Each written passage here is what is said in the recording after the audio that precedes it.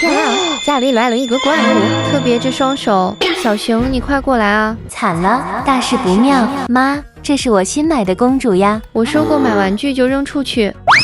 别，我是买来学习的，学会了你又能免费享受呢。我信你个鬼！先来做个美甲，芭比粉应该难驾驭，大红色显白又不挑人，还没学已经掌握知识了。哎呀，正常现象的嘛，第一次有这样的效果，已经很不错，对吧？